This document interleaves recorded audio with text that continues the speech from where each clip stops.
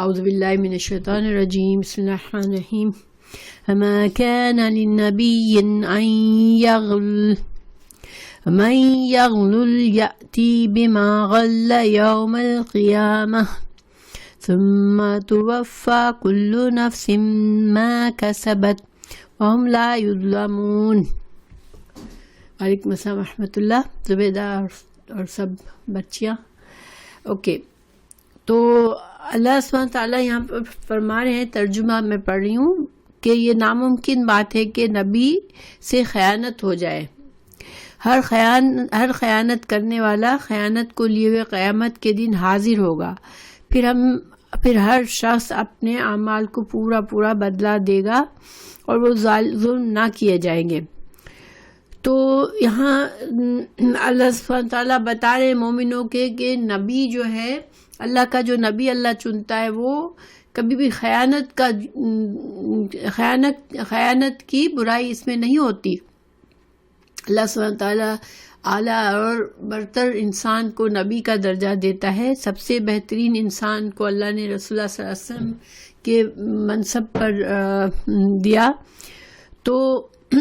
یہاں پر اس آیت کا پیچھے ابھی جو سبق چل رہا ہے اس سے کیا تعلق ہے؟ اچھا, ماشاء اللہ زبیدہ, دیٹس ویری گڈ, سب ساتھ جمع ہے. اس سے یہ تعلق ہے کہ پیچھے دیکھیں, ہم دیکھ رہے ہیں کہ جنگ احد کے حالات بتائے جا رہے ہیں, اور ساتھ ہی ساتھ ہر اس چیز کی اصلاح کی گئی جو مسلمانوں میں ابھی جس چیزوں کی کمی تھی, ایمان کی کمزوری تھی, ایمان کی اصلاح کی گئی. اللہ کی فرما برداری, رسول اللہ صلی اللہ علیہ وسلم کی فرما برداری میں کمی تھی, اس کو صحیح کرنے کے لیے کہا. مال کی محبت تھی, اس کو صحیح کرنے کے لیے کہا. یعنی کہ ایک پوائنٹ سے مسلمانوں کی اصلاح کی گئی. اب سوال یہ پیدا ہوتا ہے کہ جب مسلمان نیچے اتر گئے درے سے, جو مسلمان اتر گئے تھے پہاڑ سے جس پر ان کو تیر اندازوں کو رکھا گیا تھا, تو وہ کیوں اترے تھے کہ ان کے دل میں یہ بات تھی کہ اگر مال غنیمت میں ہم نے سمیٹنا نہیں شروع کیا تو شاید ہمارا حصے میں کمی نہ ہو جائے. یعنی ایک طرح سے دیکھا جائے تو ان کو بھروسہ نہیں تھا کہ رسول اللہ صلی اللہ علیہ وسلم, ہم اگر اپنے مورچے پہ ٹکے رہیں گے تو رسول اللہ صلی اللہ علیہ وسلم ہمیں بہرحال انصاف کے ساتھ ہمارا حصہ دیں گے. تو یہ جو ان کے دل میں آیا کہ رسول اللہ صلی اللہ علیہ وسلم پر جس حد تک ان کو بھروسہ کرنا چاہیے کہ آپ صلی اللہ علیہ وسلم سے یہ امید نہیں ہے کہ وہ کبھی بھی ہمارے ساتھ خیانت کا معاملہ ہو, ہمارے حق سے کمی ہم کو کریں, تو یہ بھروسہ انہوں نے شو نہیں کیا. حالانکہ بظاہر اس وقت ان کے دماغ میں آیا کہ بس اب ہم جنگ جیت چکے ہیں اور ہم جلدی سے جا کے مال غنیمت سمیٹیں. تو اللہ سبحانہ تعالیٰ یہاں سمجھا رہا ہے کہ اللہ ایسے لوگوں کو نبی نہیں بناتا جو کہ خیانت کرنے والے ہو. غل کا معنی ہوتا ہے مال غنیمت میں خیانت کرنا, لیکن اس کو عام معنی میں بھی لیا گیا ہے یہاں پر, کہ اللہ سبحانہ تعالیٰ جب ایسے نبی کو نہیں چنتا, ایسے انسان کو نبی نہیں بناتا جس میں اس طرح کی کمزوریاں ہوں. اور اس وجہ سے اللہ تعالیٰ اپنے نبی کی وضاحت کر رہے ہیں ان کی خوبیوں کی, تاکہ مومنوں کو مکمل آئندہ کے لیے آپ صلی اللہ علیہ وسلم پر مکمل طور پر بھروسہ ہو. تو ایک تو یہ مقصد ہے یہاں پر, اور جو ہے اس کے بعد یہ بھی بتا دیا کہ یہ خیانت کتنی بھیانک چیز ہے, کہ اس کا تو بڑا سخت عذاب ہے. اب ہم انشاءاللہ آیت کو پڑھتے ہیں,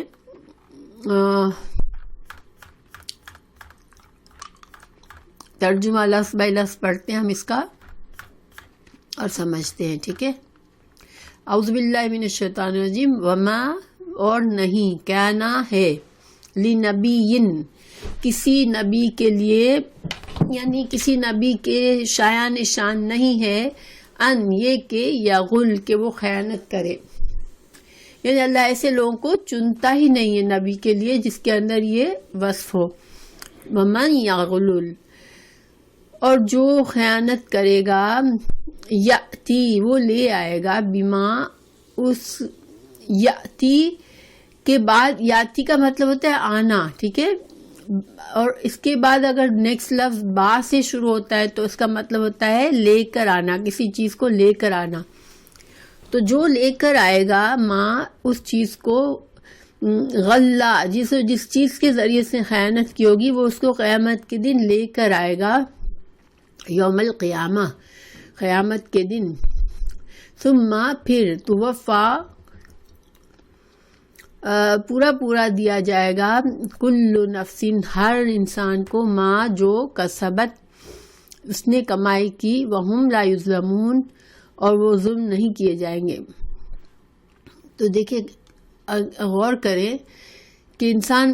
دنیا میں خیانت کرتا ہے تو سب سے چھپاتا ہے نا. خیانت جب انسان کرتا ہے، جس چیز کا اس کو حق نہیں ہوتا وہ چیز وہ کسی کے حق سے چرا لیتا ہے، کوئی امانت دار بنایا جاتا ہے، وہ اس امانت میں کمی کرتا ہے تو دنیا سے چھپاتا ہے، کیونکہ دنیا میں یہ چیز ظاہری باتیں ظاہر کرنے کی چیز نہیں ہے. لیکن وہی چیز اس کے گلے میں توق کی طرح ہوگی جب وہ قیامت کے دن آئے گا. گویا سارے لوگ دیکھ لیں گے کہ اس شخص نے کس چیز میں خیانت کی تھی، وہ خیانت اس کے گلے سے لٹکی ہوئی ہوگی. تو یہ اللہ تعالیٰ یہاں پر اس کا بہت برا انجام بتا رہے ہیں خیانت کا. اس کے بارے میں بہت سی احادیث ہیں جو میں انشاءاللہ آپ کو پڑھ کے بتاتی ہوں کہ خیانت کے انجام کے بارے میں، خیانت سے کس طرح سے خیانت کرنے والوں کا کیا ہوگا. تو اس کے لیے جو ہے یہ میں صحیح بخاری کی کتاب نہیں، ابن کثیر کی کتاب سے آپ کو پڑھ کے سنا رہی ہوں. حضرت ابن عباس نے اس آیت کی تفسیر سے روایت کیا ہے کہ ایک سرخ چادر کے بارے میں نازل ہوئی ہے جو بدر کے دن گم ہو گئی تھی. بعض لوگوں نے کہا کہ شاید اسے رسول اللہ صلی اللہ علیہ وسلم نے لے لیا ہو، اور جب یہ بات انہوں نے کہی تو اللہ تعالیٰ نے اس موقع پر آیت نازل فرمائی تھی. تو یہ شان نزول کی ایک اور وجہ یہاں پر سیاق کے لحاظ سے تو میں نے آپ کو بتایا کہ کچھ علماء کا خیال یہ ہے کہ چونکہ جو لوگ پہاڑی سے اترے انہوں نے آپ صلی اللہ علیہ وسلم پر بھروسہ نہیں کیا کہ ہمیں اپنا حصہ ہمارا پورا ملے گا جب تک ہم خود میدان میں اتر کے مال غنیمت نہ جمع کریں. لیکن چونکہ کسی آیت کے شان نزول کے بارے میں جو بھی باتیں ہمیں معلوم ہوتی ہے ہم ان کو ذکر کرتے ہیں. تو بعض اوقات ایسا ہوتا ہے کہ کسی آیت کا شان نزول ایک سے زیادہ موقع ہوتے ہیں، ایک سے زیادہ موقع پر اس آیت سے صحابہ کرام نے فائدہ اٹھایا ہوتا ہے، کچھ سبق سیکھا ہوتا ہے، کچھ حالات سے پر یہ آیت اپلائی ہوئی ہوتی ہے. تو صحابہ کرام بتاتے ہیں کہ ان حالات میں یہ آیت ہم نے اس سے سبق لیا. وعلیکم السلام ورحمۃ اللہ فصیحہ. تو یہاں پر انہوں نے یہ روایت بتائی ابن عباس نے کہ ایک سرخ چادر بدر کے میدان میں گم ہو گئی، مال غنیمت میں تھی، پھر نظر نہیں آئی لوگوں کو، تو کسی نے کہہ دیا کہ رسول اللہ صلی اللہ علیہ وسلم نے لے لی ہوگی. تو رسول اللہ صلی اللہ علیہ وسلم کا یہ اخلاق نہیں تھا، وہ اس طرح سے اپنے لیے کوئی چیز پسند آئی تو اٹھا نہیں لیا کرتے تھے، ساری چیزیں جمع ہوتی تھی. پھر جس اللہ کے حکم کے لحاظ سے جو قاعدے قانون تھے مال غنیمت کی تقسیم کے، ان کے لحاظ سے آپ صلی اللہ علیہ وسلم چیزوں کو بانٹتے تھے. تو اس آپ کے بارے میں یہ بات کہنا آپ صلی اللہ علیہ وسلم کے شایان نشان نہیں تھا کہ آپ نے لے لی ہوگی، اس لیے اللہ سبحانہ تعالیٰ نے یہ آیت نازل فرمائی. بہرحال جو بھی تھا واللہ عالم، یعنی کہ جس وجہ سے بھی اللہ نے فرمائی تو مقصد اس میں پیغام واضح ہے کہ اللہ کے رسول صلی اللہ علیہ وسلم جو ہوتے ہیں وہ اس طرح کی خرابیوں میں مبتلا نہیں ہوتے. تو اللہ تعالیٰ نے اس آیت کریمہ میں اپنے پیغمبر صلی اللہ علیہ وسلم کو ادائے امانت اور تقسیم غنیمت میں ہر قسم کی خیانت سے پاک قرار دیا.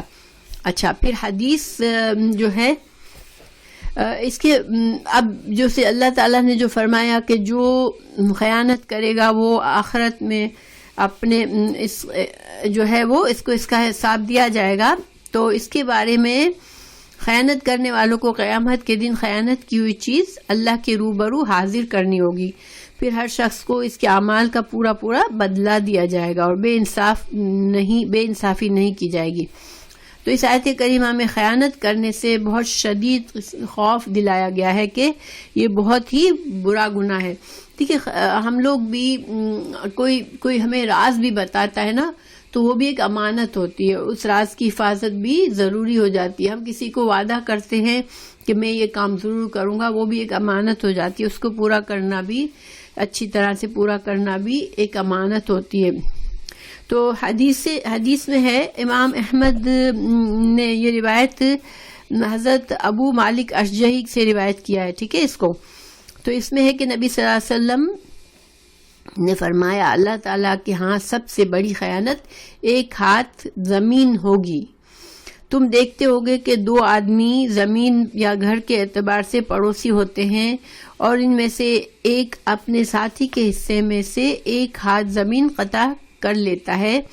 تو اس ایک ہاتھ زمین کے عوض اللہ تعالیٰ سے قیامت کے دن 7 زمینوں کا طوق پہنائے گا۔ مطلب اس حدیث کا کیا مفہوم ہے؟ دیکھیں، اس سے بڑی خیانت ہوتی ہے دنیا میں۔ یہ تو صرف ایک ہاتھ، یعنی دو پڑوسی تھے، مثال کے طور پر فینس لگایا۔ آج بھی ایسا ہو جاتا ہے کہ بعض گھروں میں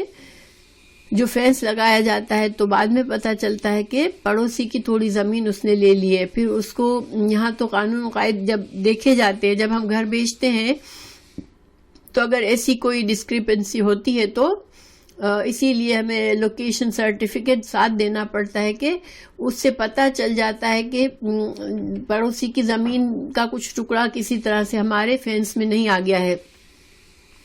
اگر ایسا ہوتا ہے تو پھر پڑوسی کو نو آبجیکشن لکھ کے اپنا پیش کرنا پڑتا ہے سٹی میں، جب کہیں جا کے ہم اپنا گھر بیچ سکتے ہیں۔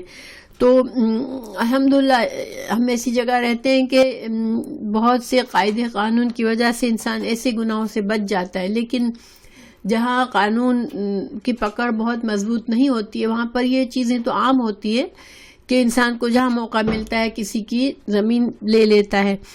تو یہ تو ایک صرف اللہ تعالیٰ اس حدیث میں ایک چھوٹی سی مثال ہے کہ صرف ایک ہاتھ زمین کے برابر کا ٹکڑا اس نے اپنے جانتے بوجھتے اپنے حصے میں لے لیا، تو وہ قیامت کے دن 7 زمینوں کا طوق لے کر آئے گا۔ تو اب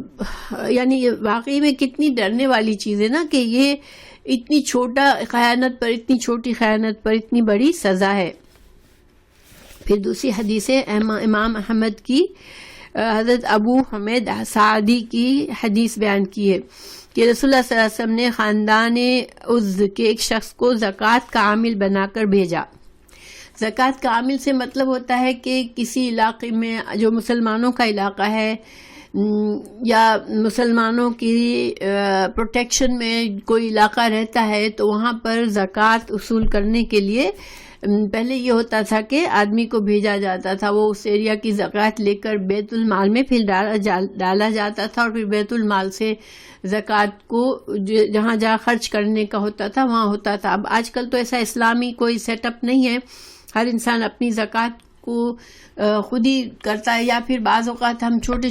طور پر کوئی کسی عامل کو بنا دیتے ہیں کہ جیسے ہم یہاں بیٹھے ہیں پاکستان میں، ہم کسی آدمی کو ذمہ دار بنا دیتے ہیں کہ ہماری زکوٰۃ کی تقسیم وہ کرے، تو یہ بھی بڑی امانت ہے، ٹھیک ہے۔ تو آپ صلی اللہ علیہ وسلم نے ایک شخص کو بھیجا، جب وہ واپس آیا تو کہنے لگا، وہ زکوٰۃ سب سے وصول کر کے آیا تو اس نے کہا کہ یہ مال تو تمہارے لیے، یعنی کچھ جو مال زکوٰۃ کا وہ اس نے بیت المال میں ڈال دیا کہ یہ مال جو تھا یہ میں نے زکوٰۃ کے طور پر لوگوں سے لیا ہے، اور کچھ مال جو اس کے پاس تھا اس کے بارے میں اس نے کہا کہ یہ مجھے ہدیہ دیا گیا ہے، یعنی مجھے لوگوں نے تحفے دیے تھے تو یہ میرا ہے۔ تو اب دیکھیے کہ اسلامی قانون کے لحاظ سے یہ غلط بات ہے۔ کیونکہ جب ایک آفیسر بنایا جاتا ہے کسی کو، وہ آفیسر کسی ایریا میں جاتا ہے اور وہاں پر گورنمنٹ کے کام کر رہا ہے تو لوگ اسے تحفے طوائف دے رہے ہیں کہ وہ اس کو خوش رکھنے کے لیے، تو یہ یہیں پر بات غلط ثابت ہو جاتی ہے کہ اس کو کیوں تحفے دیے جا رہے ہیں، کہ فیورز تو نہیں مانگی جا رہی، اس کو رشوت کے طور پر تو نہیں دیا جا رہا، تو ایسے پرسن کو جو ایسی ذمہ داری کے لیے جائے اس کو تحفے طوائف جو ہے اس ایریا سے لینا ممنوع ہے، کیونکہ اس سے پھر ظاہری بات ہے کہ جو لوگ ہمیں تحفے دیں گے ان کی محبت ہمارے دل میں بڑھے گی اور ہم ان کے ساتھ کسی طرح سے رعایت کر بیٹھیں گے۔ تو جب اس نے یہ کیا تو رسول اللہ صلی اللہ علیہ وسلم ممبر پر جلوہ افروز ہوئے اور آپ نے فرمایا صلی اللہ علیہ وسلم، اس عامل کو کیا ہو گیا ہے کہ ہم اسے بھیجتے ہیں اور جب وہ واپس آتا ہے تو کہتا ہے کہ یہ تو تمہارے لیے ہے اور یہ مجھے ہدیہ دیا گیا ہے۔ وہ اپنے باپ اور ماں کے گھر میں کیوں نہ بیٹھ رہا، پھر دیکھتا کہ اسے ہدیہ ملتا ہے یا نہیں۔ اس ذات اقدس کی قسم، محمد صلی اللہ علیہ وسلم کی جان جس کے ہاتھ میں ہے، جو شخص بھی کسی چیز کی خیانت کرے گا وہ قیامت کے دن اس کی گردن پر ہوگی۔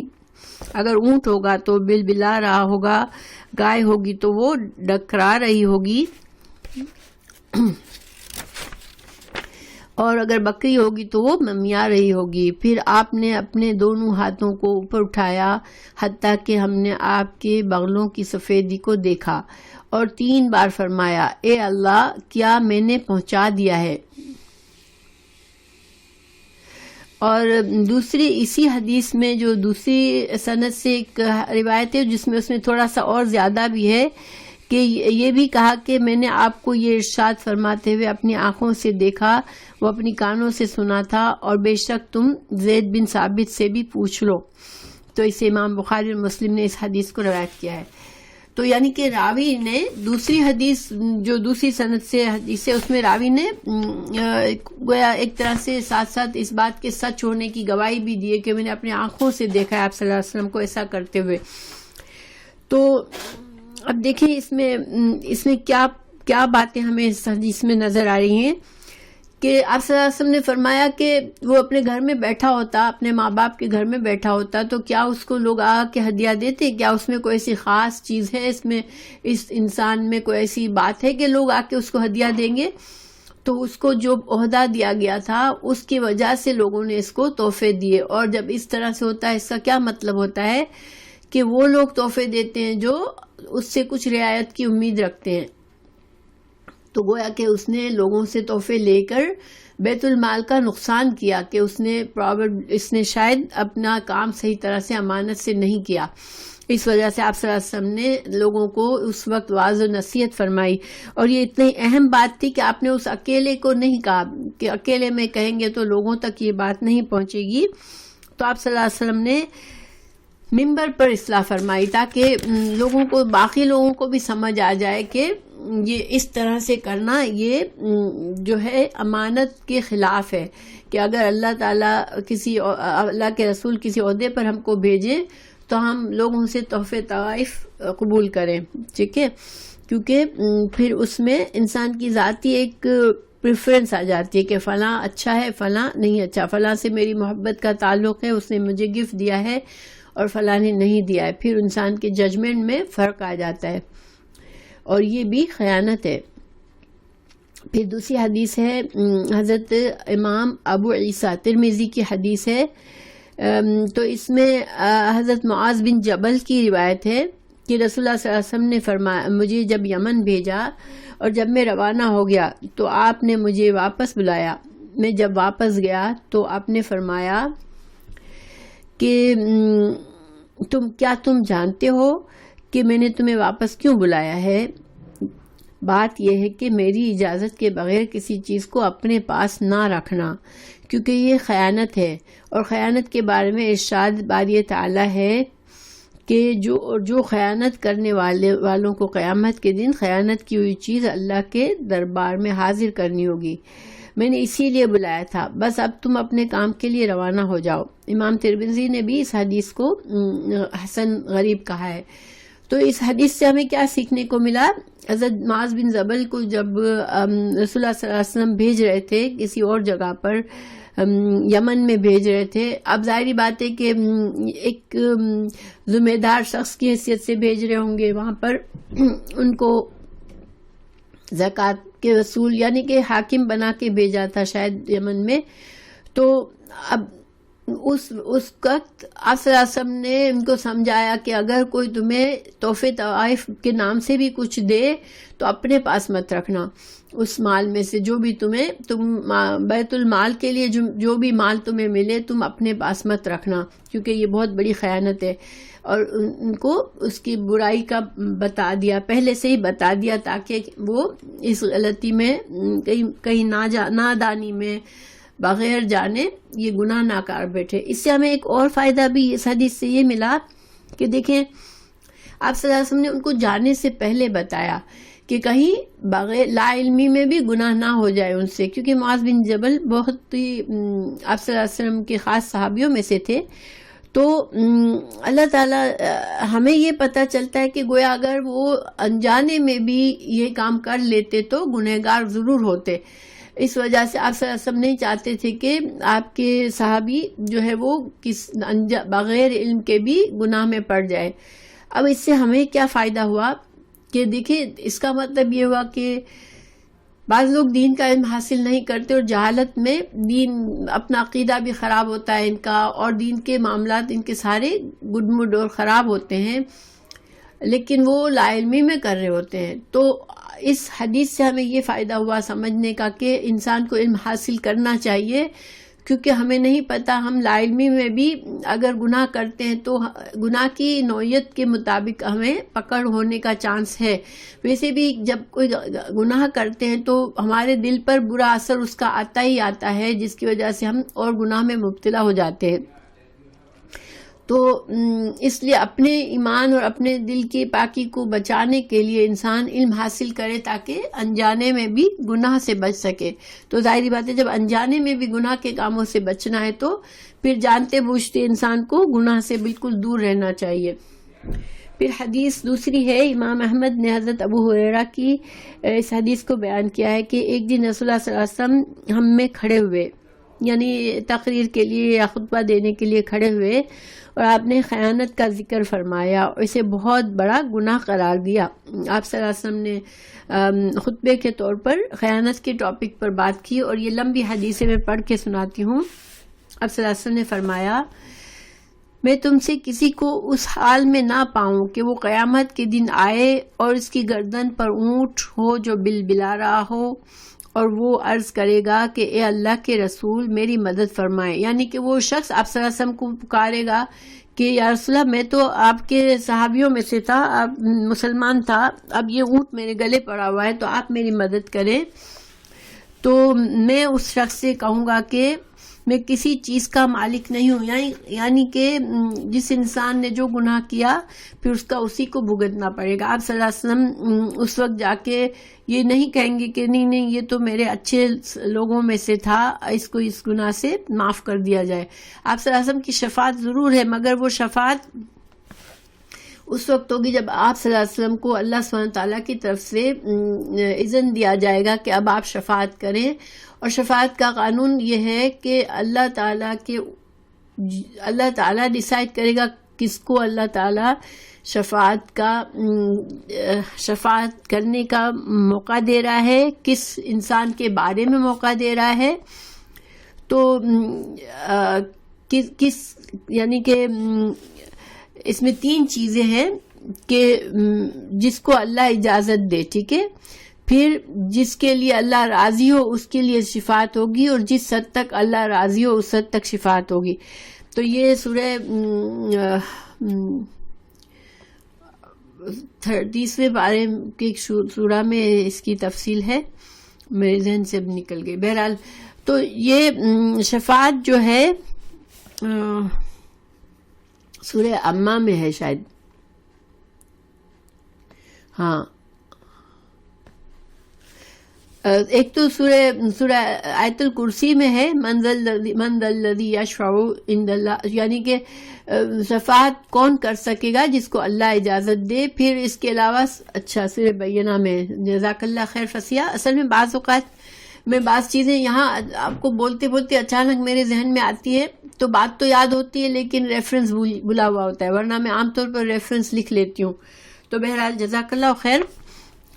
تو آپ صلی اللہ علیہ وسلم نے فرمایا کہ میں اس سے کہوں گا کہ میں کسی چیز کا مالک نہیں ہوں، یعنی میں تمہاری مدد نہیں کر سکتا ہوں، میں نے تجھ تک ساری بات پہنچا دی تھی، میں تم سے کسی اور کو اس حال میں نہ پاؤں کہ وہ قیامت کے دن آئے اور اس کی گردن پر بکری ہو جو ممیا رہی ہو،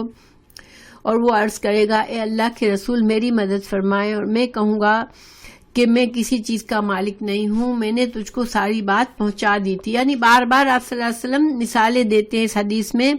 کہ کوئی گھوڑا لائے گا، کوئی بکری لائے گا، آگے بھی ہے کہ میں نے تم سے کسی روز قیامت ایسے نہ پاؤں، تم میں سے کسی کو نہ پاؤں کہ اس کی گردن پر گھوڑا ہنہنا رہا ہو اور وہ عرض کرے وہ شخص کہ اے اللہ کے رسول میری مدد فرمائے،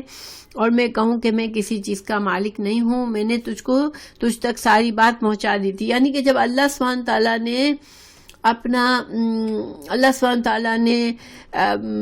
اپنے رسول صلی اللہ علیہ وسلم کے ذریعے اپنا کامل مکمل دین ہم تک پہنچا دیا،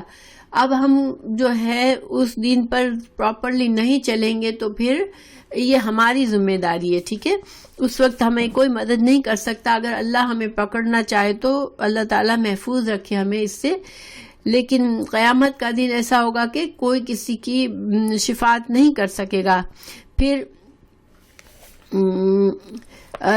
مزید آپ صلی اللہ علیہ وسلم نے فرمایا میں نے تم میں سے کسی کو اس حال میں نہ پاؤں کہ اس کی گردن پر مقتول، یعنی کہ قتل جس کو کیا ہو، یا مال غنیمت سے چوری کیا ہو، یا غلام ہو جو چلا رہا ہو کہ وہ کہے اے اللہ کے رسول میری مدد فرمائے، تو میں کہوں کہ میں کسی چیز کا مالک نہیں ہوں، میں نے تجھ تک ساری بات پہنچا دی تھی. یعنی سارے احکام ہی پہنچا دیے، تو اب تم کوئی بھی گناہ کر کے آؤ گے اور مجھے پکارو گے اور اس نے کسی بھی معاملے میں خیانت کی ہوگی تو میں کہہ دوں گا کہ میں نے تو تم کو سمجھا دیا تھا، تم نے پھر بھی گناہ کیا تو اب تم ذمہ دار ہو. تو میں تم سے کسی کو اس حال میں نہ پاؤں کہ اس کی گردن پر کپڑے سے حرکت کر رہے ہوں اور وہ عرض کرے کہ اے اللہ کے رسول میری مدد فرمائے، اور میں کہوں کہ میں کسی چیز کا مالک نہیں ہوں، میں نے تجھ تک بات پہنچا دی تھی. میں تم میں سے کسی کو اس حال میں نہ پاؤں کہ وہ قیامت کے دن آئے اور اس کی گردن پر سونا چاندی ہو اور وہ عرض کرے اے اللہ کے رسول میری مدد فرمائے، میں کہوں کہ میں کسی چیز کا مالک نہیں ہوں، میں نے تجھ تک ساری بات پہنچا دی ہے. تو اس حدیث میں امام بخاری اور مسلم نے بھی اس کو بیان کیا ہے. تو یعنی کہ ایک ایک چیز کا نام لیا آپ صلی اللہ علیہ وسلم نے کہ کپڑوں کی خیانت کی، یا سونے چاندی کی خیانت کی، یا زمین کی خیانت کی، یا جانور کی خیانت کی، یا مال غنیمت کی خیانت، کسی بھی طرح کی خیانت کرے گا جو انسان وہ اس کو اپنے اوپر لے کر آئے گا، اپنی گردن پر وہ توق کی طرح سے اس کو اٹھا کر لائے گا، اور اس وقت اللہ ہی اس سے معاملہ کرے گا، میں نہیں مدد کر سکوں گا. امام احمد نے حضرت عمر بن خطاب سے مروی ہے، اب دوسری حدیث ہے، امام احمد نے ہی بیان کیا ہے عمر بن خطاب سے کہ خیبر کے دن کچھ صحابہ کرام تشریف لے آئے، انہوں نے کہا کہ فلاں شہید ہے. یعنی جب جنگ ختم ہوئی تو مرنے والوں کو ایک جگہ پر جیسے ان کو جب اکٹھا کیا جا رہا تھا باڈیز کو، ظاہر ہے کہ جنگ کے میدان میں باڈیز تو پھیلی ہوئی ہوتی ہیں، تو ان کو سب کو اکٹھا کیا گیا اور صحابہ کرام آپ صلی اللہ علیہ وسلم کو بتا رہے تھے لسٹ بنا کر کے فلاں انسان آج کی جنگ میں فلاں شہید ہو گیا، فلاں شہید ہو گیا، فلاں شہید ہو گیا، نام لے کر بتا رہے تھے. پھر ایک شخص کے تو فلاں شہید ہے، حتیٰ کہ ایک شخص کے پاس آئے اور کہنے لگے کہ وہ بھی شہید ہے. یعنی پھر ایک شخص کا نام لیا اور اس کی باڈی نظر آئی تو کہا کہ یہ بھی شہید ہو گیا. تو رسول اللہ صلی اللہ علیہ وسلم نے فرمایا کہ ہرگز نہیں، کیونکہ میں نے اسے اس چادر یا ابا کی وجہ سے جہنم میں دیکھا ہے جس کی اس نے خیانت کی تھی. پھر رسول اللہ صلی اللہ علیہ وسلم نے فرمایا ابن خطاب جاؤ اور لوگوں میں یہ اعلان کر دو کہ جنت میں صرف مومن ہی داخل ہوں گے.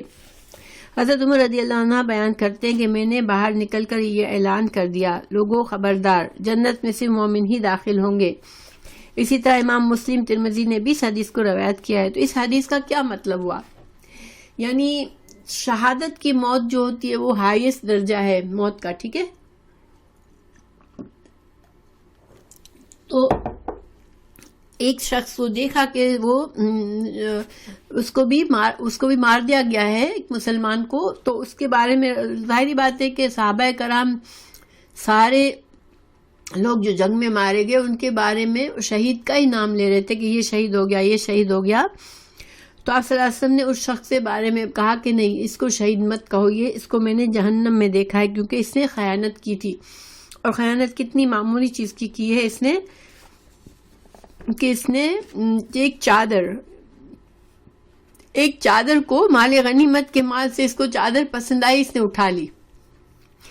کیونکہ مال غنیمت کا جو مال ہوتا ہے اس کو بھی صحابہ کرام جنگ کے میدان سے سب جمع کر کے ایک جگہ لاتے ہیں. تو اس نے وہاں پر ایک چادر دیکھی، اس کو معمولی سمجھ کر اس چادر کو اس نے لے لیا، تو اس کی وجہ سے اس کے شہادت کا رتبہ بھی ختم ہوا اور آپ صلی اللہ علیہ وسلم نے اس کو جہنم میں دیکھا. اب ظاہر ہے اگر مومن ہوگا تو ہمیشہ کے لیے جہنم میں نہیں بھی رہے گا، تب بھی کین یو امیجن کہ ایک معمولی چیز کے لیے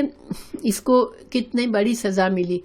کیونکہ اللہ سبحانہ تعالیٰ کا قانون جو ہے وہ سب کے لیے برابر اپلائی ہوتا ہے کہ خیانت جو ایسی چیز ہے جس کا بدلہ دیا جائے گا. تو اللہ تعالیٰ ہمیں خیانت کے جرم سے محفوظ رکھے، اللہ تعالیٰ ہمیں تمام گناہوں سے محفوظ رکھے. ظاہری بات ہے کہ بہت سے گناہوں کو ہم معمولی سمجھتے ہیں اور کر بیٹھتے ہیں کہ یہ کوئی بڑی بات نہیں ہے، لیکن ہمیں ڈرنا چاہیے. اللہ کی نافرمانی ہے، اور ہمیں نہیں پتا کہ اللہ سبحانہ تعالیٰ اپنے کسی بھی نافرمانی پر اپنے بندوں سے کیا معاملہ کرے. اللہ سے ہمیں اچھا گمان ہے، اللہ غفور رحیم ہے، اور ہم بہت گنہگار ہیں. مگر پہلی بات، انسان ہر وقت اپنے استغفار کرتا رہے. دوسرا، اپنے اعمال پر خود نظر رکھے کہ ہم اپنا محاسبہ کرتے رہے، اس سے پہلے کہ قیامت کا دن آئے جس میں سب کا محاسبہ ہوگا. اس سے پہلے ہم اپنی اندر جھانک کر دیکھیں. ہمارا یہ حال ہے کہ ہم کچھ غلط کرتے ہیں، اگر ہمیں کوئی نشاندہی بھی کہے تو ہم اس سے بھی جھگڑا کرتے ہیں کہ اور اس کو بھی الٹے سیدھے ہم جیسے عذر پیش کر دیتے ہیں، اپنے آپ کو سیٹسفائی کر لیتے ہیں کوئی نہ کوئی ریزننگ کر کے. لیکن ہم کسی طرح گناہ اپنی غلطی کو ماننے کے لیے تیار نہیں ہوتے. لیکن فائدہ کس چیز میں ہے کہ انسان اپنا محاسبہ کرے اور اپنی غلطیوں کی اصلاح کرتا رہے، کہ اس سے پہلے کہ ہماری موت آئے اور پھر ہم کچھ نہ کر سکے. تو اللہ سبحانہ تعالی ہم سب کو محفوظ رکھے. یہ بہت ہی ڈرنے والی آیت ہے، لیکن ظاہری بات ہے بہت سی چیزیں ہم ڈرنے والی ہوتی بھی ہے، لیکن ہم ان کو بس سن کر ہٹ جاتے ہیں. ہم اس کو اتنا بہت زیادہ نوٹس نہیں لیتے. تو اللہ تعالیٰ ہی ہمارے ایمان کو اتنا مضبوط کرے کہ ہم ہر گناہ کو بہت بڑا گناہ سمجھے، کسی گناہ کو ہم چھوٹا نہ سمجھے. کیونکہ اللہ تعالیٰ نے دیکھیں اسی میں فرمایا کہ ثم توفی کل نفس ما کسبت، ہر شخص کو جو بھی اس نے کمائی کی ہوگی اس کا پورا بدلہ دیا جائے گا. اور ہمارے اعمال نامے میں ہر چیز لکھی جا رہی ہے. یعنی کہ ہم بہت سے گناہ معمولی سمجھ کے کرتے ہیں، پھر بھول بھی جاتے ہیں، کبھی ہمارے ذہن میں بھی نہیں ہوتا. ہم بعض اوقات لوگوں سے زیادتی کرتے ہیں، بھول جاتے ہیں، اور ہم انہی کو برا بھلا کہہ رہے ہوتے ہیں کہ وہ ایسے ہیں، وہ ایسے ہیں. لیکن ہم اپنے اندر جھانک کر نہیں دیکھتے کہ کہیں ایسا تو نہیں کہ ہم نے زیادتی کی ہے. تو اللہ سبحانہ تعالیٰ ہمیں محفوظ رکھے کہ ہم جو ہے وہ اپنی اصلاح خود ہی کرتے رہیں. اس لیے کہ دوسروں کو ویسے بھی برا بھلا کہنے، دوسروں پر الزام لگانے سے ہمیں کچھ فائدہ نہیں ہوگا، کیونکہ ہر انسان کو اپنی قبر میں جانا ہے، ہر انسان کو اپنے اعمال کا جواب دینا ہے. پھر اللہ تعالیٰ نے آگے فرمایا افمن کیا پس بھلا کیا بھلا جو اتبع پیروی کرے رضوان اللہ کی رضا کی، کمن کیا اس کی طرح ہو سکتا ہے، با جو پلٹے بے سخط ناراضگی کے ساتھ من اللہ سے، ومأواہ اور ٹھکانہ ہو اس کا جہنم، اس کا ٹھکانہ جہنم ہو، وبئسل اور کتنی بری جگہ ہے المصیر لوٹنے کی. اب یہاں اللہ سبحانہ تعالیٰ ایک اور طریقے سے انسانوں کو سمجھا رہے ہیں کہ گناہ کرنے والا اور نیکی کرنے والا، اللہ کی رضا کی تلاش کرنے والا اور اللہ کی ناراضگی کی مول لینے والا، ان کا انجام برابر نہیں ہوگا، وہ برابر نہیں ہو سکتے، ان کی واپسی الگ الگ طریقے سے ہوگی۔ ایک جہنم کی طرف جائے گا جو کہ بہت بری جگہ ہے لوٹنے کی۔ تو اللہ کی رضوان کی یعنی کہ جو اللہ کی رضا طلب کرنے والا، دو طرح کے لوگ بتائے ہیں۔ جو اللہ کی رضا طلب کرنے والا ہے، گویا کہ وہ اپنے نیت سے، اپنے اعمال سے، اپنی ہر چیز سے ہر وقت اس کے ذہن پہ کیا چیز ہے کہ مجھ سے اللہ راضی ہو جائے۔ اور دوسرا، عمل کرتے وقت سوچتا نہیں ہے کہ کہیں اللہ مجھ سے ناراض نہ ہو جائے، اور وہ اللہ کی ناراضگی کماتا رہتا ہے، تو پھر ایک کا راستہ جہنم ہے اور دوسرے کا جنت ہے۔ اس کے بارے میں جو سورہ معاہدہ آیت نمبر 80 میں اللہ تعالیٰ نے جو ایک مثال دی ہے کہ مثال کے طور پر، جیسے ہم کوئی بات کرتے ہیں تو ہم مثال سمجھاتے ہیں کہ مثال کے طور پر، تو اللہ تعالیٰ نے مثال دی ہے ان لوگوں کی جو کہ اللہ کی ناراضگی کے ساتھ لوٹیں گے۔ تو اس میں اہل کتاب کے بارے میں اللہ تعالیٰ نے فرمایا کہ اہل کتاب کے جو لوگ کافروں سے دلی دوستی کر کے مسلمانوں کے خلاف کرتے ہیں تو وہ ان سے اللہ سخت ناراض ہوتا ہے۔ تو یہ ایک مثال ہمیں بتائی، لیکن گناہ، ظاہری بات ہے، گناہ کے کام کرتے رہیں گے لوگ تو اس سے اللہ ناراض ہی ہوتا ہے نا، کیونکہ گناہ تو اللہ کی نافرمانی ہے۔ چھوٹا موٹا گناہ انسان سے ہو، فوراً پلٹتا رہے، معافی مانگتا رہے تو پھر اللہ ناراض نہیں ہوتا۔ لیکن اگر انسان لاپرواہی کرے اس معاملے میں کہ کبھی سوچے ہی نہیں کہ اللہ تعالیٰ سے میں کیا معاملہ کر رہا ہوں، اپنے کسی عمل میں غور ہی نہ کرے، تو پھر وہ خطرے میں ہے۔ اسی طرح اللہ تعالیٰ نے ان لوگوں کی مثال بھی ہمیں دی ہے کہ جو لوگ اللہ کی رضا چاہ رہے ہوتے ہیں، تو ان کی مثال سورہ آل عمران کی آیت 173 174 میں انشاءاللہ ہم پڑھیں گے ایک آج سبق کے بعد یا اگلے سبق میں۔ تو مگر میں اس کی تھوڑی سی بتاتی ہوں کہ یہ کون لوگ تھے کہ انہوں نے جب دشمن کی بڑی فوجیں آئی ان کے سامنے اور لوگوں نے ان سے کہا کہ دشمن جمع ہو رہا ہے تمہارے لیے، بہت بڑی فوج لشکر جمع ہو رہا ہے، تو انہوں نے بجائے اس کے کہ اپنی جان مال کی فکر کرنے کے، انہوں نے کہا کہ یہ آزمائشیں تو اللہ نے ہمیں بتائی ہوئی ہے کہ مسلمان کو دنیا میں آزمائشیں آئیں گی، تو یہ ایک آزمائش آ رہی ہے ہمارے لیے، تو ہمیں اللہ پر بھروسہ ہے کہ اللہ ہی ہماری حفاظت کرے گا۔ اور انہوں نے اپنی جان اور مال سے جہاد کے لیے تیار ہو گئے۔ تو یعنی کہ یہ ہائیسٹ درجہ بتا دیا اللہ نے کہ انسان اللہ کی رضا میں نہ اپنی جان کی فکر کرے، نہ اپنی مال کی فکر کرے، اور اللہ پر مکمل بھروسہ کرے، چاہے کتنا ہی بڑا خطرہ سامنے کھڑا ہو، لیکن وہ اللہ کے دین کی سربلندی کے لیے اور اللہ کی رضا کے لیے اپنی جان اور مال پیش کرنے والا ہو، تو وہ اللہ ایسے لوگوں سے راضی ہوتا ہے۔ لیکن یہ تو بہت ہی ہائیسٹ درجہ ہے۔ لیکن اگر جو انسان، ہم جیسے لوگ کیا کریں، دیکھیں ہم سے اتنی بڑی قربانی کہ ہماری جان قربان کر دے، ہمارا سارا مال قربان کر دے، تو وہ تو ہم کبھی اس طرف سے سوچتے بھی نہیں ہیں۔ اللہ تعالیٰ خیر ہمیں توفیق دے کہ ہم سوچیں، مگر ہمیں کم از کم یہ حد تک کہ اللہ ہر کام میں ہم یہ سوچیں کہ کہیں اللہ کے ناراض ہونے کا کوئی پہلو نہ ہو، اور ہمیں جن کاموں میں لگے کہ اللہ راضی ہوگا تو کانشیسلی ہم کاموں کو اس طرح کریں کہ اللہ راضی ہو۔ پھر دیکھیں اللہ سبحانہ تعالیٰ اتنا رحیم ہے کہ ہم اپنی جو ذمہ داریاں بھی پوری کرتے ہیں، اپنے گھر کی، اپنے بچوں کی، اپنے شوہر کی، ان کو بھی اگر ہم اللہ کی رضا کے مطابق پورا کرتے ہیں تو انشاءاللہ اللہ ہم سے راضی ہوتا ہے۔ تو ہم اللہ سے اچھا گمان کرتے ہوئے پوری کوشش اور نیت رکھیں گے تو انشاءاللہ اللہ ہم سے راضی ہو جائے گا۔ اور باقی یہ کہ جو درجات ان صحابہ کرام کے ہیں کہ انہوں نے اپنی جان اور مال بھی پیش کر دی، تو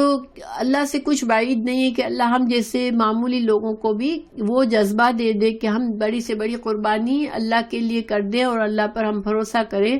کہ اللہ تعالیٰ ہمیں نقصان میں نہیں ڈالے گا۔ انشاءاللہ ہمیں اللہ ایسا توکل دے دے کہ ہم کسی بھی معاملے میں اللہ پر بھروسہ کریں، اور جہاں ہمیں جو کام جس طرح سے کرنا ہے، جس سے ہمیں پتہ ہے اللہ راضی ہوگا، ہم اسی طرح کریں بس، چاہے ہمارے نفس کے لیے بھاری بھی ہو، مشکل بھی ہو، تو ہمیں ایسا بنا دے اللہ، آمین انشاءاللہ۔ پھر اللہ تعالیٰ بتا رہے ہیں کہ ان جو دو لوگ بتائے اللہ نے کہ ایک پر اللہ کی ناراضگی ہوئی، دوسرے پر اللہ راضی ہوا، تو ان دونوں کے بارے میں اب اللہ تعالیٰ بتا رہے ہیں کہ ہم درجات، تو اللہ تعالیٰ کے پاس درجات ہیں، عند اللہ، اللہ کے پاس، واللہ، اور اللہ تعالیٰ بصیر، دیکھنے والا ہے، بما، اس کو جو یعملون، لوگوں کے اعمال کو اللہ تعالیٰ دیکھ رہا ہے، اللہ غافل نہیں ہے، ہمارے ہر کام کو دیکھ رہا ہے، ہماری ہر بات کو سن رہا ہے، ہمارے ہر نیت کو دیکھ رہا ہے، ہمارے دلوں کے اندر کیا ہو رہا ہے اللہ دیکھ رہا ہے، کیوں اللہ تعالیٰ نے سورہ ملک میں فرمایا الا یعلم من خلق، جس نے پیدا کیا کیا وہ نہیں جانتا ہوگا، وہ تو تمہارے دلوں کے اندر کے رازوں کو بھی جانتا ہے۔ تو اللہ سبحانہ تعالیٰ یہاں بھی فرما رہے ہیں کہ اللہ دیکھ رہا ہے ہمارے اعمال کو۔ تو اس کے بارے میں یہ ہے کہ دیکھیں جو جنت کے لوگ ہیں ان کے لیے جنت میں ان کے اعمال کے لحاظ سے درجات ہیں، ٹھیک ہے، کہ جتنے زیادہ نیک اعمال خالص نیت سے جنہوں نے نیک اعمال کیے ان کے لیے ہائیسٹ سے ہائیسٹ درجات ہوں گے، لیکن جو جہنم میں جائیں گے ان کے بھی طبقات ہیں۔ جہنم میں درجات نہیں ہوتے بلکہ طبقات ہوتے ہیں، کیونکہ جہنم کے طبقات نیچے کی طرف جاتے ہیں، تو جتنا سنگین گناہ اتنا بڑا طبقہ ہوتا ہے، یعنی وہ اتنا لیول سے نیچے جاتا ہے۔ تو جہنم میں طبقات ہیں اور جنت میں درجات ہیں، درجہ اوپر کی طرف کی جانے کے لیے اور طبقہ نیچے کی طرف جانے کے لیے۔ تو اللہ سبحانہ تعالیٰ ہمیں جنت فردوس نصیب کرے اور بلند درجات نصیب کرے، ہم سے اللہ ایسے کام لے کہ ہم ان لوگوں میں شامل ہو جائے جن کے لیے بلند درجات ہیں انشاءاللہ، کیونکہ ہم تو بہت ہی کمزور لوگ ہیں اور ہمارا ایمان بہت جلدی سے ہل جاتا ہے اور ہم سے بہت جلدی نافرمانی کے کام ہو جاتے ہیں۔ اللہ سبحانہ تعالیٰ ہمیں محفوظ رکھے اور ہماری اصلاح فرما دے، آمین۔ پھر اللہ تعالیٰ اگلی آیت میں ایک احسان کا ذکر فرما رہے ہیں کہ اللہ تعالیٰ نے مومنوں پر احسان کیا، لقد، البتہ تحقیق، من، احسان کیا، اللہ نے، علی المؤمنین، مومنوں پر اللہ نے احسان کیا۔ کیا احسان کیا؟ اس جب بعثا، بھیجا، فیہم، ان میں، رسول، ایک رسول، من انفسہم، ان کے نفسوں میں سے، یتلو علیہم، پڑھتا ہے ان پر، آیاتہ، اللہ کی آیات، ویزکیہم، اور وہ پاک کرتا ہے ان کو، ویعلمہم، اور وہ ان کو سکھاتا ہے، الکتاب، کتاب، والحکمہ، اور حکمت، وَإِن كَانُوا، اور اگرچہ تھے وہ، من قبل، اس سے پہلے، لفی ضلال مبین، اللہ کی اس رحمت سے پہلے، اللہ کی ہدایت کے نزول سے پہلے یہ بہت ہی واضح گمراہی میں پڑے ہوئے تھے۔ تو یہاں اللہ تعالیٰ نے اپنے رسول کا بھیجنا اور خاص طور سے انسانوں میں سے، دیکھیں فی انفسہم، اللہ تعالیٰ نے رسول اللہ صلی اللہ علیہ وسلم کو عربوں میں پیدا کیا، عربوں کی زبان، ہم زبان تھے آپ صلی اللہ علیہ وسلم، آپ بشر تھے اور لوگوں کی انہی کی زبان، انہی کے لہجے میں بات ان کو سمجھتے تھے، اور قرآن بھی اسی طرح نازل ہوا تاکہ جو ہے دیکھیں انسان کا جو یہ اللہ نے کہا کہ ان کے نفسوں میں سے، یعنی انہی کے ہم جنس کیا ہے کہ ہم بھی انسان ہیں اور رسول اللہ صلی اللہ علیہ وسلم بھی انسان تھے، تو اللہ تعالیٰ نے ایک انسان کو نبی بنا کے بھیجا۔ دیکھیں اگر 3 فائدے یہاں پر ہمیں نظر آتے ہیں۔ پہلی بات یہ کہ رسول اللہ صلی اللہ علیہ وسلم اپنی قوم میں نازل، ان کا بعثت ہوئی جو کہ عرب سے، تو آپ صلی اللہ علیہ وسلم ان کی لہجے اور ان کی زبان میں اللہ کا پیغام انہوں نے دیا تاکہ لوگوں کے لیے سمجھنا آسان ہو۔ اگر چین اور جاپان میں کہیں اگر رسول اللہ صلی اللہ علیہ وسلم کی بعثت ہوتی تو اور آپ جو ہے وہ عربی میں قرآن آپ پر نازل ہوتا تو آپ کے جو پہلے فالوورز ہوتے وہ بھی قرآن کو پوری طرح نہ سمجھ پاتے، لیکن یہ اللہ کا احسان تھا کہ جو قرآن جن لوگوں کے موجودگی میں نازل ہوا صحابہ کرام کی، وہ ہم زبان تھے آپ صلی اللہ علیہ وسلم کے، تو انہوں نے قرآن کو آپ صلی اللہ علیہ وسلم سے بہت اچھی طرح سے سمجھ لیا. ان کے لیے آسان تھا قرآن کو سمجھنا، اور پھر ان کی ذمہ داری تھی قرآن کو اگلی نسلوں تک پہنچانا. تو ان کی سمجھ میں اگر پوری طرح بات نہ آتی تو وہ دوسروں کو کیسے سمجھاتے. تو اللہ تعالیٰ کا یہ نمبر 1 احسان کہ اللہ تعالیٰ نے انہی میں سے یعنی عربوں میں سے ہی عرب رسول کو چنا. پھر بن انفسہم کا دوسرا مطلب یہ ہے کہ ہم نسل یعنی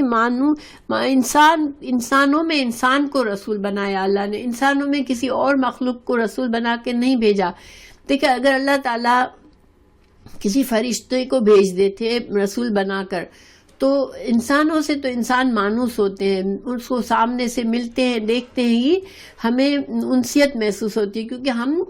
ایک ہی جنس کے ہیں. اللہ تعالیٰ نے جب مرد اور عورت کے لیے فرمایا تو اللہ تعالیٰ نے فرمایا کہ تمہاری ہم جنس تمہارے لیے بیوی بنائی تاکہ تم اس سے انسیت حاصل کر سکو. تو انسان اپنی جنس سے کہیں گھبراتا نہیں ہے کہ سامنے سے رسول صلی اللہ علیہ وسلم آ رہے ہیں. جیسے اگر آپ فرشتے کی شکل میں آتے تو پہلے تو انسان کو اسی گھبراہٹ سے نکلنا پڑتا کہ ایک اور مخلوق آ رہی ہے ہمارے سامنے، ٹھیک ہے. مگر ایسا نہیں تھا، ہم جنس تھے، ہم آپ صلی اللہ علیہ وسلم بشر تھے اور بشر کی کوالٹیز رکھتے تھے. آپ صلی اللہ علیہ وسلم کھانا بھی کھاتے تھے. اللہ تعالیٰ نے دوسری جگہ فرمایا وَمَا أَرْسَلْنَا مِن قَبْلِكَ إِلَّا رِجَالًا نُوحِي إِلَيْهِمْ، کہ ہم نے آپ صلی اللہ علیہ وسلم سے پہلے بھی جتنے رسول بھیجے وہ مرد ہی تھے جن پر ہم وحی کرتے تھے، یعنی وہ انسان تھے، وہ مرد تھے، کوئی اور مخلوق نہیں تھی. یہ سورہ یوسف کی 109 ہے. پھر اللہ تعالیٰ نے سورہ فرقان کی 20 میں فرمایا وَمَا أَرْسَلْنَا قَبْلَكَ مِنَ الْمُرْسَلِينَ إِلَّا إِنَّهُمْ لَيَأْكُلُونَ الطَّعَامَ وَيَمْشُونَ فِي الْأَسْوَاقِ، کہ ہم نے آپ صلی اللہ علیہ وسلم سے پہلے بھی جتنے رسول بھیجے وہ بھی کھانا بھی کھاتے تھے، بازاروں میں چلتے بھی تھے. اور خود نبی صلی اللہ علیہ وسلم کی زبان مبارک سے بھی اللہ تعالیٰ نے یہ بات کہلوائی. سورہ حامیم سجدہ میں آیت نمبر 6 میں آپ صلی اللہ علیہ وسلم نے فرمایا قُلْ إِنَّمَا أَنَا بَشَرٌ مِثْلُكُمْ يُوحَىٰ إِلَيَّ، کہ آپ کہہ دیجئے، آپ صلی اللہ علیہ وسلم کہہ دیجئے کہ میں بھی تمہاری طرح صرف بشر ہوں. البتہ فرق کیا ہے کہ میری طرف وحی نازل ہوتی ہے. تو یہ گویا آپ صلی اللہ علیہ وسلم کا بشر ہونا ہمارے لیے ایک اللہ کا احسان ہے کہ اللہ نے ایک نبی کو بشر بنا کے بھیجا. پھر دوسرا نمبر 3 پوائنٹ کیا ہے من انفسہم میں، کہ اگر سپوز اللہ فرشتوں کو بھیجتے اور ہم کو جو احکامات دیے گئے وہ احکامات ملتے، تو نبی صلی اللہ علیہ وسلم نے تو ایز اے بشر ان سارے احکامات پر خود عمل کر کے ہمارے لیے ایک نمونہ بنایا، اور اللہ کے رسول کی حدیثوں کی صورت میں ہم تک وہ پہنچی کہ آپ صلی اللہ علیہ وسلم کس طرح کھاتے تھے، کس طرح چلتے تھے، کس طرح معاملات کرتے تھے، آپ کا اخلاق کیسا تھا، جب کوئی مشکل کام ہوتا تھا اس کو کس طرح سے آپ نے حل کیا. یہ ساری باتیں ہمیں آپ صلی اللہ علیہ وسلم کی احادیث سے ملتی ہیں، پتہ چلتی ہیں. تو اگر کوئی فرشتہ ہوتا اور فرشتہ یہ کام کر کے دکھاتا تو ہم کہتے ہیں کہ یہ تو فرشتہ تھا اس لیے کر لیا، یہ کوئی سارے انسانوں کی بس کی کام تو نہیں ہے. تو ہم اس طرح سے کہہ سکتے تھے یا اس طرح سے فیل کر سکتے تھے. مگر اللہ تعالیٰ نے کہ انسان کو ہی یہ سارے کام کروائے ہیں کہ اللہ کی کتاب کے، اللہ کے احکامات کے مطابق انہوں نے زندگی گزاری. آپ صلی اللہ علیہ وسلم کا اخلاق جو تھا وہ قرآن ہی تھا. حضرت عائشہ سے پوچھا گیا آپ کے اخلاق کے بارے میں، تو حضرت عائشہ نے کہا کہ آپ کا اخلاق ایک چلتا پھرتا قرآن ہی ہے، تم قرآن پڑھ لو. تو قرآن کے مطابق کی آپ صلی اللہ علیہ وسلم نے زندگی گزاری ہے. تو یہ اللہ کا بہت بڑا احسان یہاں پر اللہ تعالیٰ بتا رہے ہیں ہم پر، ٹھیک ہے. پھر اللہ تعالیٰ نبوت کے فرائض بتا رہے کہ حضرت رسول اللہ صلی اللہ علیہ وسلم کو انسان ایک رسول بنا کر کیا مقاصد تھے، آپ صلی اللہ علیہ وسلم کو کیا ذمہ داریاں دی گئی تھی. تو وہ کیا ہے؟ نمبر 1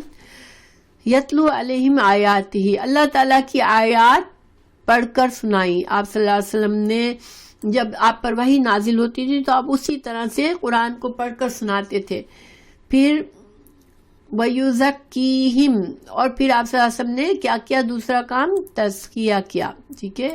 وَيُعَلِّمُهُمُ الْكِتَابَ وَالْحِكْمَةَ، اور اللہ تعالیٰ اور آپ صلی اللہ علیہ وسلم نے تعلیم دی قرآن کی اور حدیث کی. وَإِن كَانُوا، اور اس سے پہلے مِن قَبْلُ لَفِي ضَلَالٍ مُبِينٍ، کہ پھر کھلی گمراہی میں تھے لوگ آپ صلی اللہ علیہ وسلم کی بعثت سے پہلے، مگر آپ نے یہ سارے کام کیے. اب یہاں علماء نے ایک نقطہ بیان کیا ہے کہ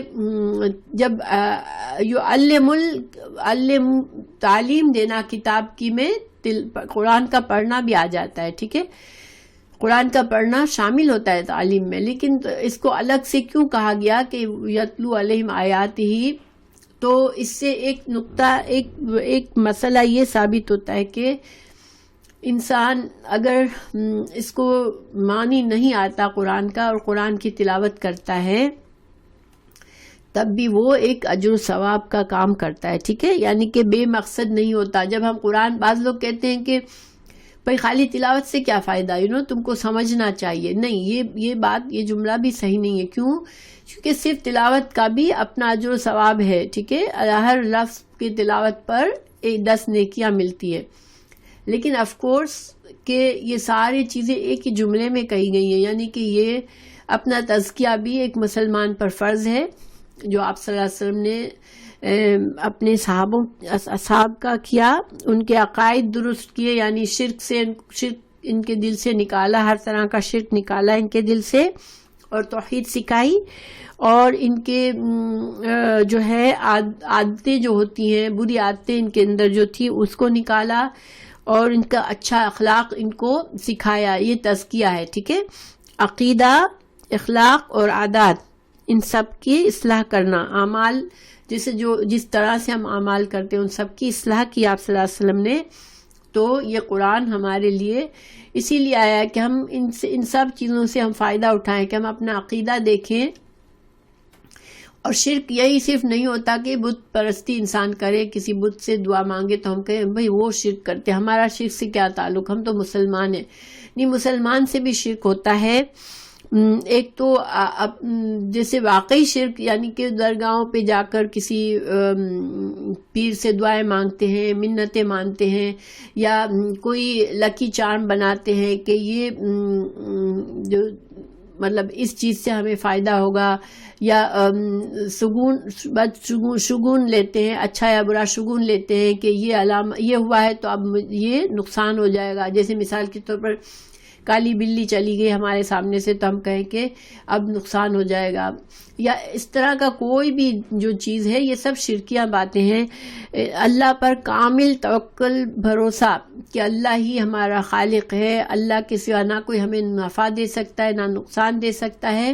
اور ہمیں ہر معاملے میں اللہ سے رجوع کرنا ہے. تو اور انسان جب نفس پرستی کرتا ہے، اپنی نفس کی ہر بات مانتا ہے کہ مجھے بس وہ کرنا ہے جو میرا دل چاہے، تو یہ نفس کی پوجا ہے، ٹھیک ہے. تو یہ بھی ایک طرح کا شرک ہو جاتا ہے کہ انسان اللہ کی ناراضگی کی کام بھی اس لیے کرتا ہے کہ بس اس کا دل چاہتا ہے، تو اپنے دل کی کوئی بات میں نہیں ٹال سکتی، تو یہ بھی شرک ہے. تو اور پھر تیسری بات یہ کہ علم سیکھنا قرآن اور حدیث کا، یہ بھی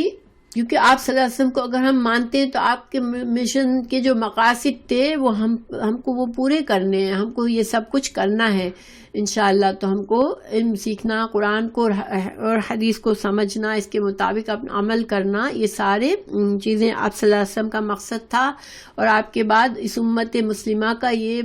مشن ہے کہ ہم خود بھی سیکھیں، خود ہی عمل کریں، اپنی اصلاح کریں، اور ہم دوسروں کو بھی کی بھی اصلاح کریں انشاءاللہ، اور دوسروں تک یہ علم پہنچائے. تو یہ سارے کام امت مسلمہ کو اللہ نے امت وسط بنا کے یہ سارے کام، جیسے انبیاء کرام کے جو مشن تھا وہ اب لوگ ان کے فالوورز کو اس کو پورا کرنا ہے انشاءاللہ. پھر اللہ تعالیٰ فرما رہے ہیں کہ اللہ کی ہدایت کے بغیر تو انسان جو ہے وہ گمراہی کی طرف چلا جاتا ہے. اور جیسے آپ صلی اللہ علیہ وسلم کی بعثت سے پہلے وہم کرنا بھی اس میں آ جاتا ہے، فسیہ ماشاءاللہ. تو آپ صلی اللہ علیہ وسلم کی بعثت سے پہلے جس طرح وہ گمراہی کے اندھیروں میں پڑے ہوئے تھے، تو یہ جو ہے، ایک منٹ،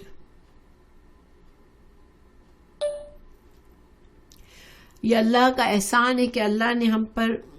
کرم اور فضل کیا کہ اللہ نے ہمیں مسلمان گھر میں، سب سے پہلے یہ کہ اللہ نے مسلمان گھر میں پیدا کیا، تاکہ ہم بعض اوقات دیکھیں ہم کئی سالوں تک بھی ہمیں مسلمانوں، بس مسلمان نام کے مسلمان ہوتے ہیں اور ہم صحیح طرح سے دین پر عمل نہیں بھی کرتے، تب بھی انسان کو زندگی میں کہیں نہ کہیں ہمارے بچپن سے ہمارے اندر جو ایمان ہے انشاءاللہ وہ ہمارے کام آتا ہے اور ہم اللہ کی طرف پلٹ آتے ہیں. کیونکہ جب انسان کسی اور مذہب میں پیدا ہوتا ہے تو اس کے لیے مذہب کی بدلنا بہت مشکل ہوتا ہے، کیونکہ جو بچپن سے انسان کے دل میں جو آئیڈیالوجی ڈالی ہوئی ہوتی ہے، جو عقائد ڈالے ہوئے ہوتے ہیں، ان کو نکالنا بہت مشکل ہوتا ہے. لیکن اللہ کا یہ کرم ہے کہ ہمارے عقائد بچپن سے ہمیں ایک اللہ کی بارے میں بتایا گیا، تو ہم کم از کم ہمارے لیے آسان ہے کہ ہم اگر لاپرواہی میں بھی کچھ زندگی گزار لی پھر بھی ہم اللہ کی طرف پلٹتے ہیں، تو کم از کم ہمیں اپنا بنیادی عقیدہ جو ہے ہمیں پتہ ہے کہ ہمارا اللہ ایک ہی ہے، تو یہ ہمیں بہت فائدہ دیتا ہے. تو بہرحال اب آگے جو ہے اللہ تعالیٰ نے فرمایا اولما، اور کیا بھلا جب اصابتکم، پہنچی تم کو، مصیبت، کوئی مصیبت، قد تحقیق، اصبتم، پہنچائی تم نے، مثلیہا، اس سے دگنی، قل تم، کہا تم نے، انا، کہاں سے، ہذا، یہ کہ ہم، جب تم، اب پھر سے دوبارہ احد کی بات کی جا رہی ہے کہ احد کے دن جب تم کو مصیبت پہنچی تو تم پریشان ہو گئے کہ لو ہم پر کہاں سے مصیبت آ گئی، یہ ہم کیسے ہار گئے، ہمارے لوگ کیسے قتل ہو گئے، ہم تو مسلمان ہیں. تو اللہ تعالیٰ نے فرمایا کہ قل، آپ کہہ دیجئے، ہوا وہ من عند انفسہم، تمہارے نفسوں کی طرف سے. مجھے ریئلائز نہیں ہوا کہ یہ پارہ نصف ہو گیا اور ہماری یہاں پر کلاس آگے جا رہی ہے، تو میں دیکھتی ہوں میرے پاس دوسری فائل ہے کہ نہیں، کہ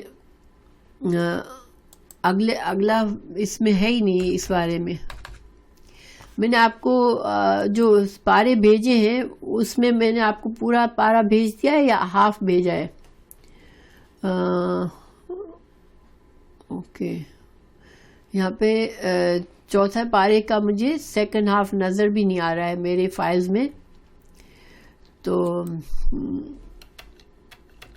ایک منٹ،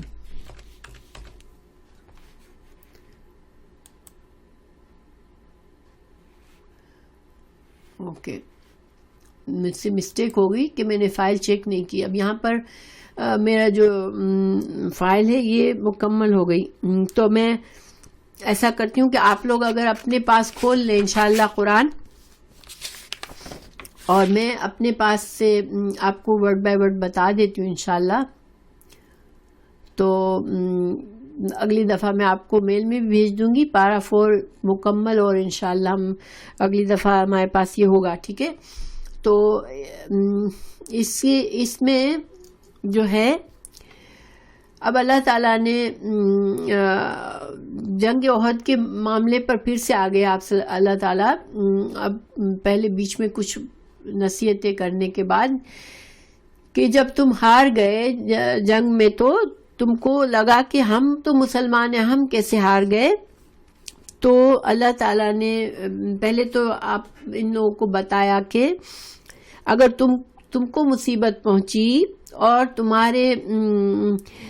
تمہارے جو کچھ لوگ مارے گئے، میں 65، ہاں، تو تمہارے 70 مسلمان مارے گئے تھے جیسے کہ ہمیں پتہ چلا. تو اگر تمہارے 70 مسلمان مارے گئے تھے تو تم نے بھی تو کافروں کو بدر میں 70 ان کے بڑے بڑے لوگوں کو مارا تھا، اور تم نے بلکہ ان سے ڈبل، مثلیہا، اس سے دگنی چوٹ تم نے پہنچائی تھی کافروں کو، کہ ان کے 70 لوگوں کو قید بھی کیا تھا تم نے 70 کو مارا تھا، 70 کو قید کیا تھا.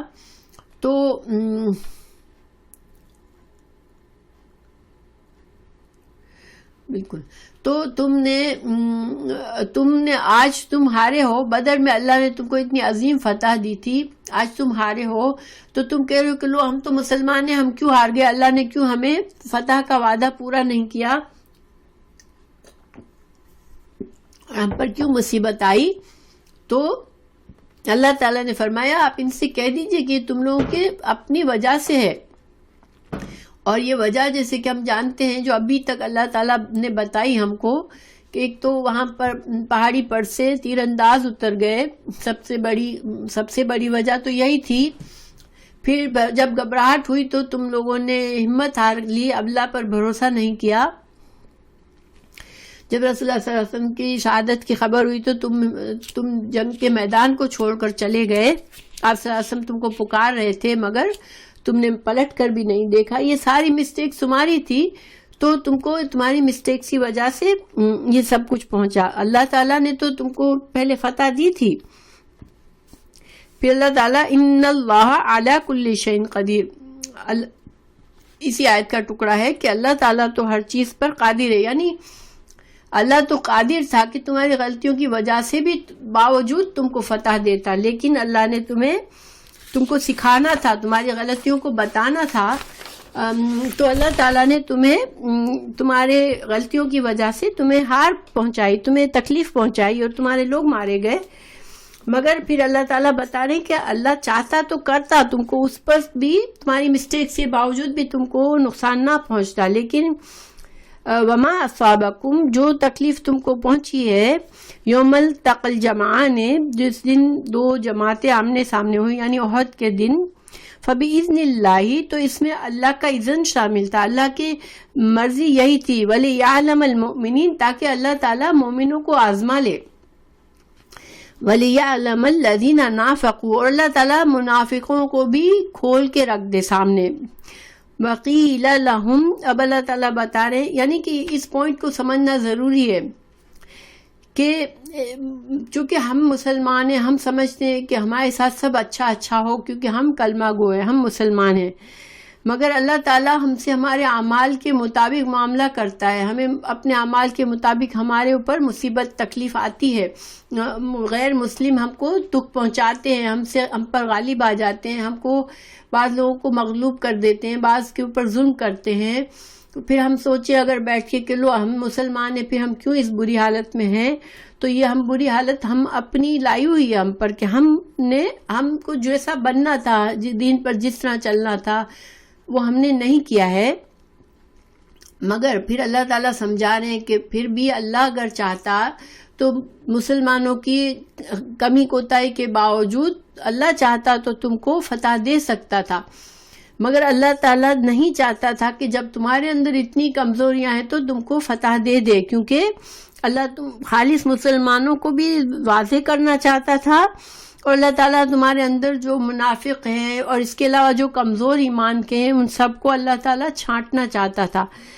کیونکہ اب منافقوں کے بارے میں اللہ تعالیٰ بتا رہے آگے کہ وقیل لہم, یہ آپ کو میں نے شروع میں بتایا تھا کہ عبداللہ بن ابی جو تھا وہ جنگ میدان سے چلا گیا تھا, میدان میں پہنچنے سے تھوڑے پہلے چلا گیا تھا اپنے 300 آدمیوں کو لے کر. اور اس نے وجہ کیا بتائی تھی کہ چونکہ اس کے مشورے پر عمل نہیں کیا گیا تو اس نے کہا تھا کہ یہ کوئی جنگ کا طریقہ تھوڑی ہے یہ جو تم لوگ کرنے جا رہے ہو ابھی, کہ اتنا بڑا 3000 کا لشکر موجود ہے سامنے پورے جنگی سامان کے ساتھ, اور تم اتنی چھوٹی جماعت لے کے تم ان کے سامنے میدان میں جا رہے ہو لڑنے کے لیے, تو یہ کوئی جنگ تھوڑی ہے, یہ تو خود کو ہلاکت میں ڈالنے والی بات ہے. اس لیے ہم نہیں سمجھتے کہ یہ کوئی جنگ میں تم جا رہے ہو, تم بہت بیوقوفانہ عمل کر رہے ہو, ہماری بات بھی نہیں مان رہے ہو, تو ہم اس بیوقوفی میں ہم نہیں شامل ہوں گے کہ ہم بلا وجہ اپنے آپ کو ہلاک کریں. تو یہ کہہ کر وہ چلا گیا تھا اپنے آدمیوں کو لے کر. تو اللہ تعالیٰ نے اسی کا بتا رہے یہاں پر کہ وقیل لہم, جب ان سے کہا گیا ان منافقوں سے, جب وہ جا رہے تھے تو ان سے کچھ لوگوں نے کہا کہ تم مت جاؤ بلکہ کیا کرو, تعالو آؤ, قاتلوا فی سبیل اللہ, اللہ کے راستے میں ہمارے ساتھ ہماری مدد کرو لڑنے میں, وادفعوا, یا پھر کم از کم تم ان کو ہمارے ساتھ رہو تاکہ وہ ہماری کوانٹٹی کو دیکھ کے وہ ہمیں بالکل کمزور نہ سمجھے. تو ظاہری بات ہے جنگ کے میدان میں دشمن کے لیے ایک یہ بڑی ہمت والی بات ہوتی ہے کہ سامنے سے دشمن بہت چھوٹا سا نظر آ رہا ہے تو ان کا کانفیڈنس اور بڑھ جاتا ہے. تو مسلمانوں نے اس وقت ان سے کہا کہ بھائی تم مت جاؤ، واک آؤٹ مت کرو، تم اگر یا تو جنگ کرو ہمارے ساتھ اور تم ہمارے ساتھ لڑنا نہیں چاہتے ہو تو کم از کم ہماری قوت بڑھانے کے لیے ہمارا ساتھ دو، ٹھیک ہے، کم از کم تم ہمارے ساتھ کھڑے رہو تاکہ لوگوں کو، دشمن کو پتہ چلے کہ تم ہمارا ساتھ دے رہے ہو. تو انہوں نے کیا کہا تھا عبداللہ ابی نے، قالو، انہوں نے کہا لو نعلم قتالا لاتبعناکم،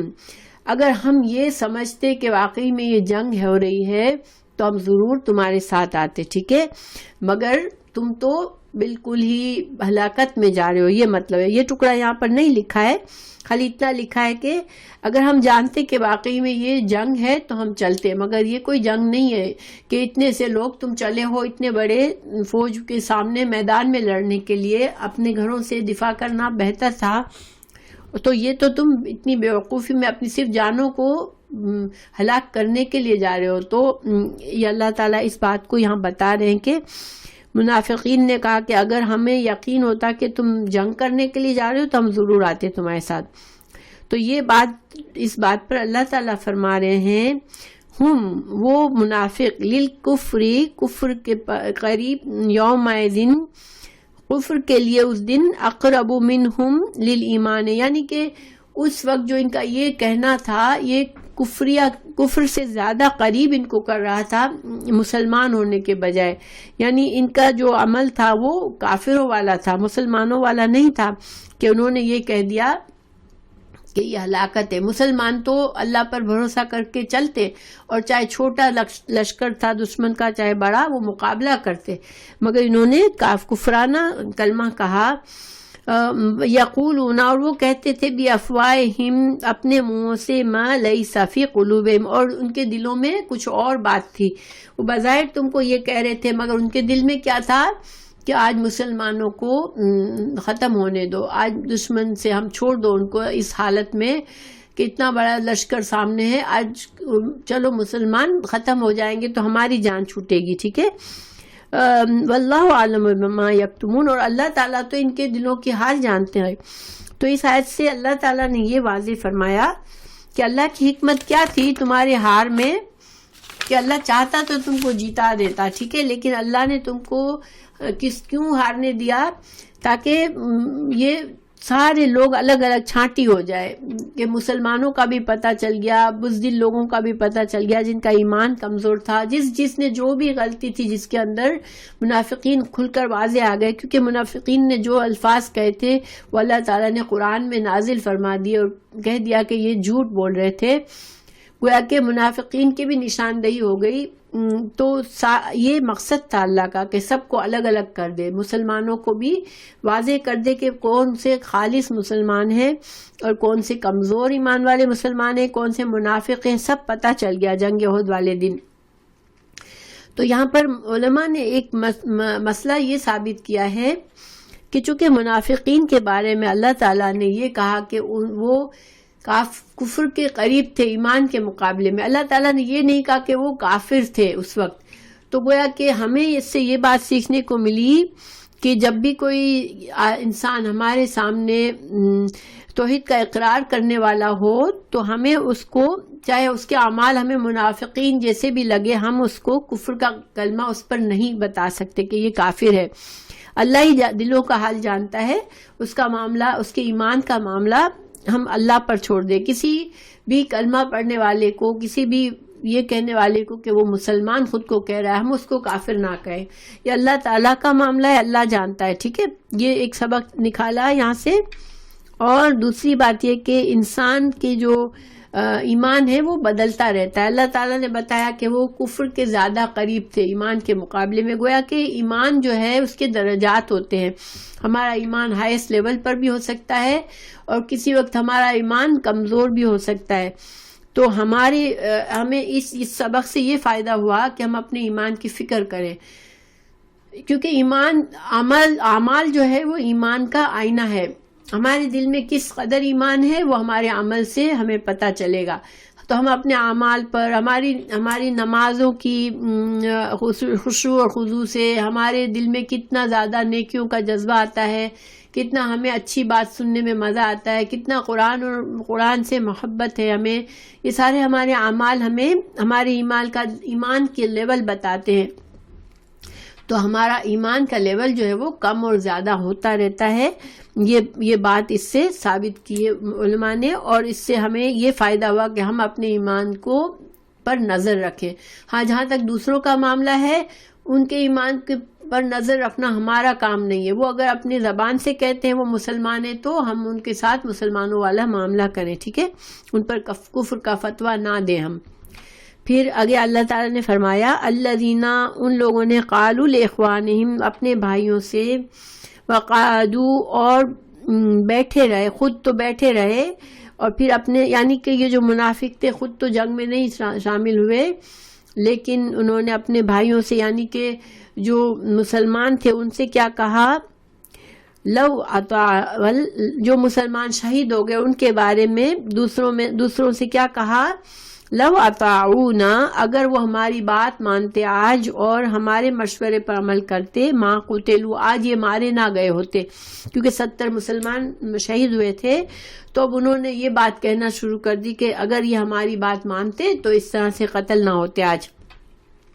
اللہ تعالیٰ نے فرمایا قل، آپ کہہ دیجئے یا رسول اللہ، فادرؤوا، کہ دور کر دو،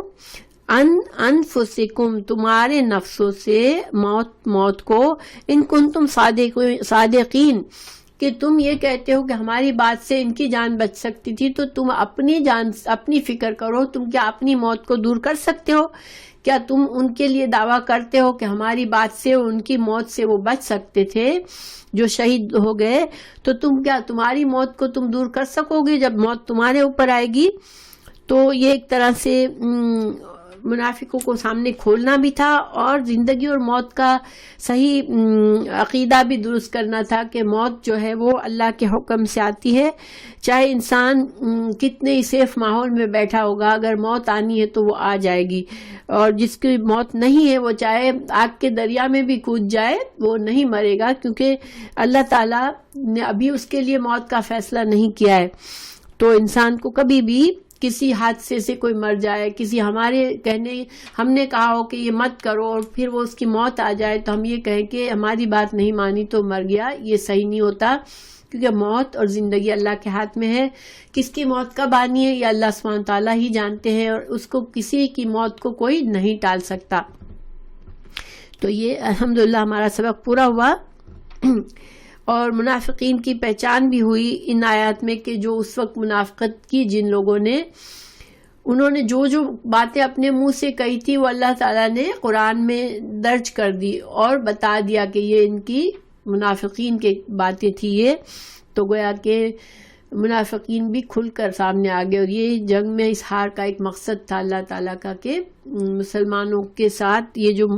چھپے دشمن ہیں ان کو واضح کر دے اللہ.